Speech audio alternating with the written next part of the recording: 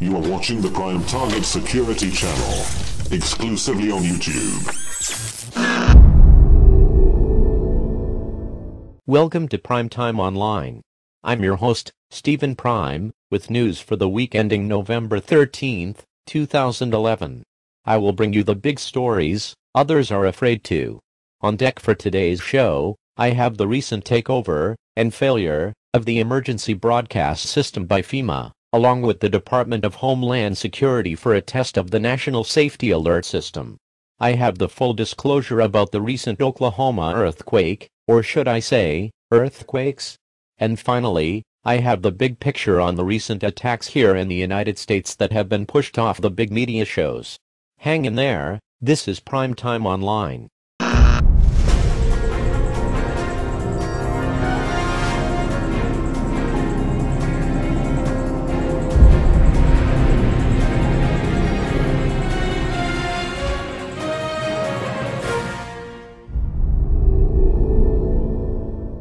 Wednesday the 9th was tense for news watchers everywhere when FEMA and the DHS took over the emergency broadcast system, in coordination with a joint military drill held by nations around the world. The theme for this drill was a fictitious 1,500-foot tsunami created by a large object, like an asteroid or a piece of the moon, entering the atmosphere and striking water. The test was supposed to take over all media, alerting the public of potential disaster, but failures were major in some areas. Some TV and radio stations did not switch over, the message was hard to understand if you did see it, some places even heard pop music instead. Text messages and emails were never established, so in the event of a real disaster, only 31% of the nation would have been informed. Many remarked this was the beginning of the internet kill switch for the United States. We shall see. Now, on to the story in Oklahoma. The USGS has confirmed that 3 individual earthquake events hit the state on November 5th, followed by many smaller aftershocks. The area has been increasing in seismic activity, with the focus area spread along a line. Quakes ranging from 4.7 and 3.4 to 2.7 on the Richter scale were recorded in southern Lincoln County, about 50 miles east of Oklahoma City. Damages are obvious county-wide, as the area is not made to defend against earthquakes. Some scientists ask if this could be pressure from the Yellowstone supercaldera, moving under the Earth's surface, or is this stationary fault lines on the move. As more and more quakes plague the planet, and 2012 quickly approaching, apocalypse watchers have a lot to analyze. A quick visit to the USGS website can inform you of all recent activity around the world. It's a free and easy resource.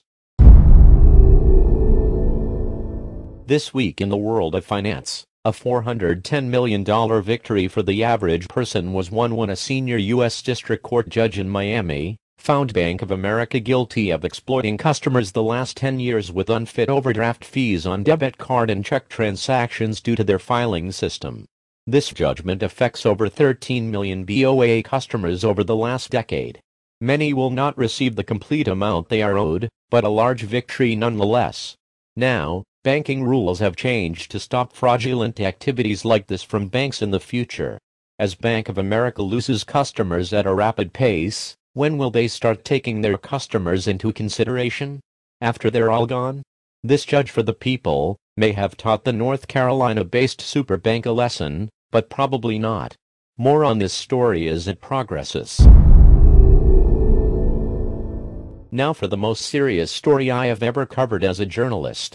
As you're aware, I am computer-generated, my voice and good looks are not real, but I bring you real news, and real stories you need to hear. How many real people bring you fake or watered-down news? I will not.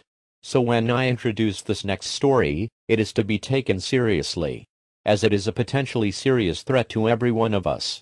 Well, not me I suppose, but you should take it seriously. Since early 2005, our investigators have uncovered a widespread system of test attacks, of a biowarfare nature, here, on U.S. soil. By simply using Google to search mysterious illness, you can find a wealth of stories regarding high school students, professional athletes and public figures contracting this illness quickly, with little warning. Hazmat investigators claim nothing was found at any contraction point. but the multiple victims at each site prove otherwise.